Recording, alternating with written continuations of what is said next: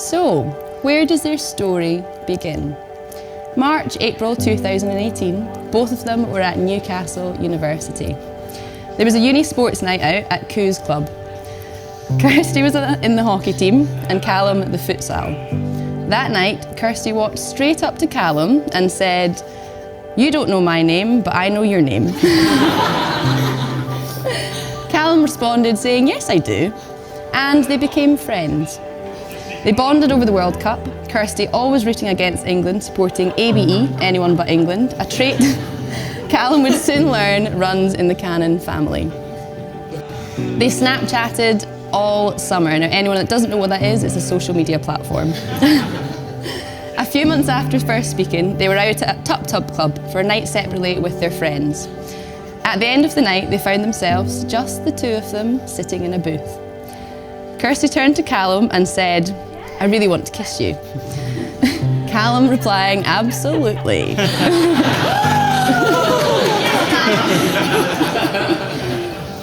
I asked them what their first impressions of each other were. Kirsty said she'd always thought that Calum was tall and handsome. Calum said he'd always loved Kirsty's eyes and resting bitch face. After the kiss, they started seeing each other. Kirsty was headed off to San Francisco for an internship in the coming January, so they did want to play it chill. One night in October, however, Kirsty got really drunk and told Calum she loved him instantaneously saying it back. Calum was still down in Leeds and Kirsty back in Glasgow. He visited her before her trip and she accidentally kept his watch on, meaning that Calum had to come back to Glasgow a week later to see her and get it back and help her pack. They then said their goodbyes and Calum left Kirsty's. They didn't have a label on their relationship. He was an hour into the drive back to Leeds when Kirsty called him saying, "Are you taking the piss?" Calum calmly asked, "Right, do you want me to come back?" Kirsty said, "No, just hang up and call me again."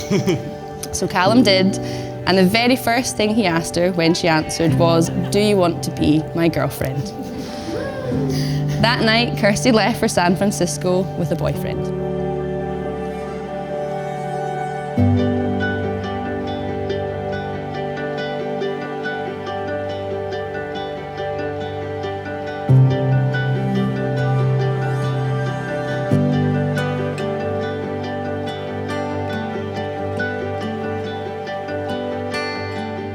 It is my absolute privilege, on behalf of Eleanor and David, Alison and Peter, Ali, and of course, the beautiful couple, to welcome everybody here to this wonderful celebration of such a happy occasion. It is also my huge honour to do the Father of the Bride's speech. This is something I have been both eagerly anticipating and dreading, not for the last 18 months of the engagement, but for the last 29 years.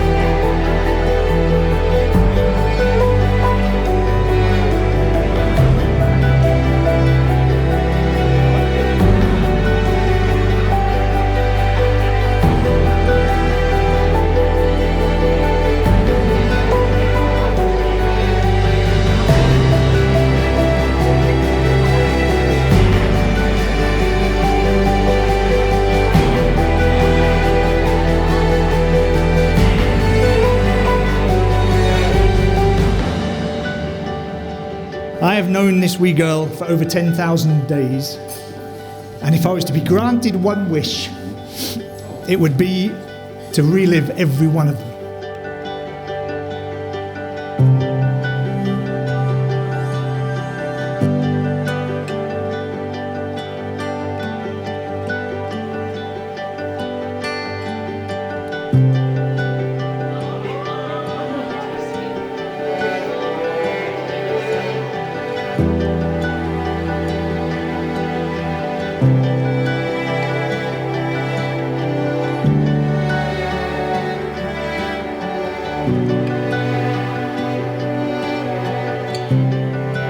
swear on my heart that he is a good man.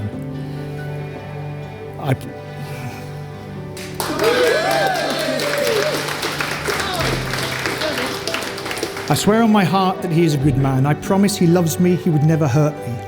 You held me so tight, now someone else can, but you were the first man that ever loved me. Cal, I know you will be the new man in that song. Always love her, never hurt her, and be the person who can hold her tight instead of me. But Kirsty, never forget, I was the first man who ever loved you. And I always will.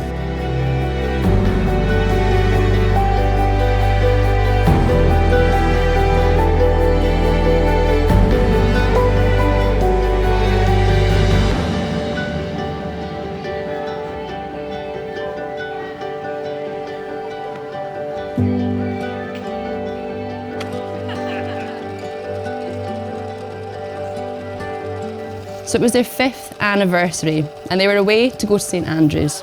They went for a walk to the castle ruins and at the beach before 9 a.m. in the morning. Kirsty just thought they were going for a walk and opening their anniversary cards together. They sat on a bench in front of the ruins next to the water and Kirsty gave Calum his card. He opened it up and skimmed through it, which she remembers thinking was a little bit odd. He then pulled out an envelope which had 5 different photos printed out for each year they had been together. On the back of each photo, he'd written a short poem about something that had happened that year, and he read them out. The first one: "You flew away over the pond, all the way to San Francisco Bay.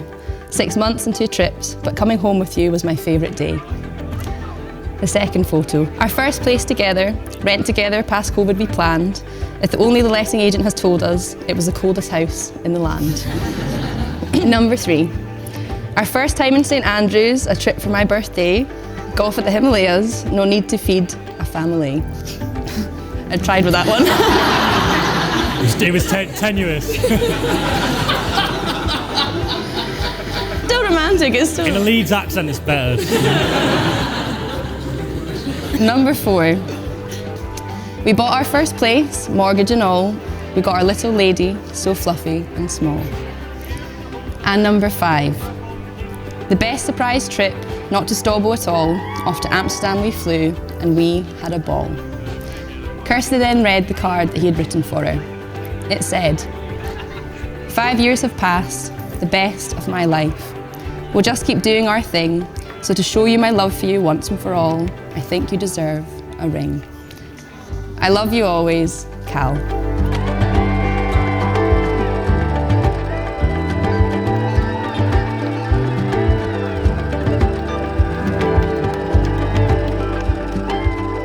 They both started instantly crying, and after about 5 minutes, Calum asked Kirsty, "Did you actually say yes?" They celebrated with a bacon roll at Fisher & Donaldson and FaceTime everyone the exciting news.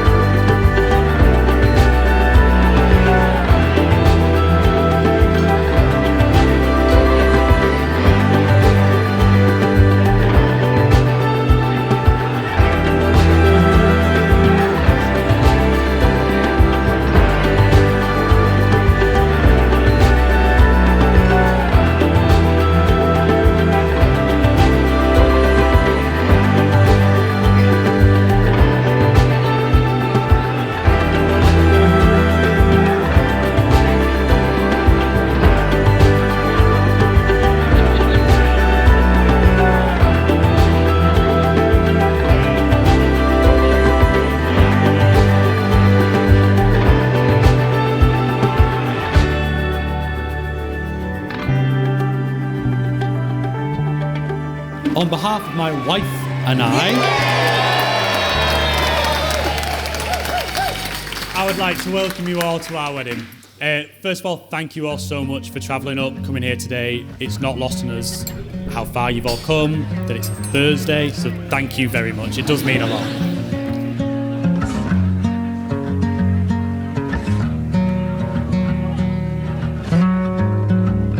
Kirsty always said to me, "When did you know that it was time to propose. And I've never told her that, you know, a real answer, and I wanted to tell her today. Was there a Hollywood moment? No, but do I remember? I remember looking at a photo at one point, and it was from Malcolm's 60th, and I looked at the photo, my sort of almost slowed my breath down, goosebumps, and I looked at it, I thought, my hairline's going. I need to lock her in now.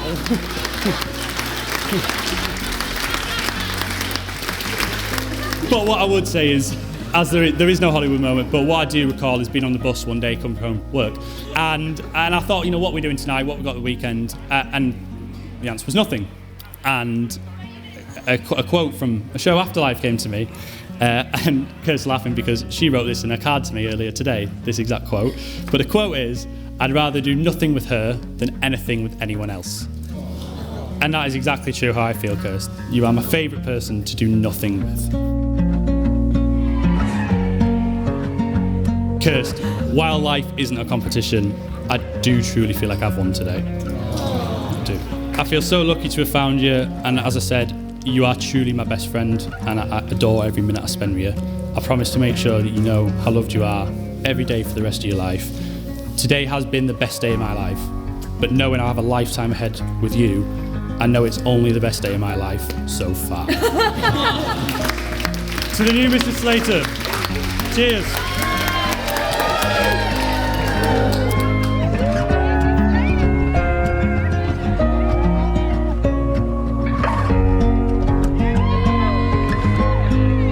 My gals, throughout the roughly coming up to 20 years of friendship, there have been a whole host of stories, tears, surprises, alcohol and a lot of laughter, with the last two often coming hand in hand.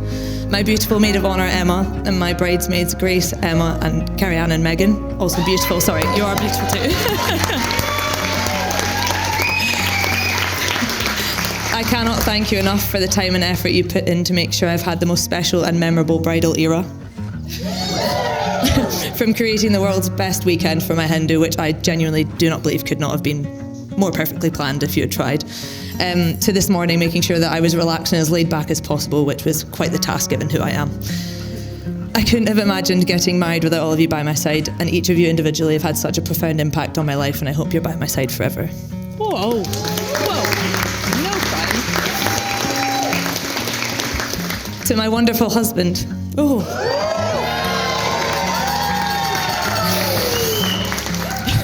As much as I'm sure people won't believe me given my strong resting bitch face, I do love to smile and I love to laugh.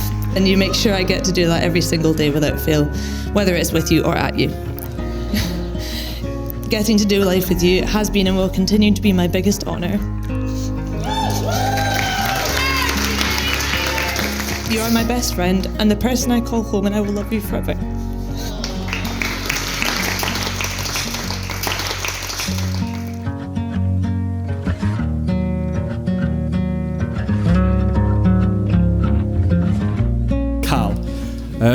So I'm doing the earlier part of his life and Ben's doing the later part, so it'll be like a full picture. So I'll start with the day he was born. Now, I wasn't there, but I am pretty sure he was born a hairy child. He was probably a bit too tall, and he definitely already memorised every scene from season 1 of Family Guy. I'm also pretty certain when he was born, his parents spelled his name with 2 L's and he took one off to save ink. Anyway, fast forward into high school where I was there, we'd made a group of friends basically on day 1, and we've kind of stuck together since then. And in school, he was super smart, really smart kid, switched on, in all the top sets, all the top classes, so we only saw them friends at lunchtime.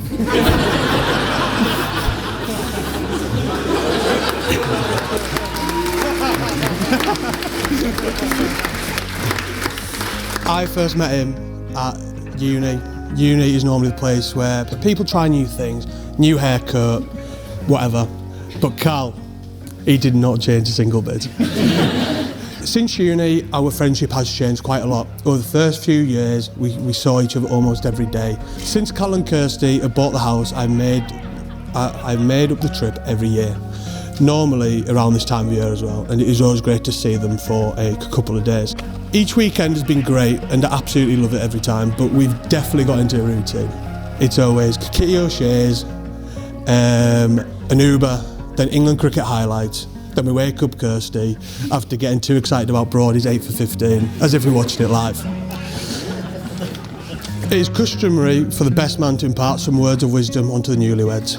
Honestly, this bit of the speech took so long. Firstly, these two have been together for so long, and secondly, what I know can be put on a post-it note. Today, you'll get so much unwanted words of wisdom, and you don't need me to be the first person to say, happy wife. All I will say is today will go by in a blink of an eye, so please make time for each other.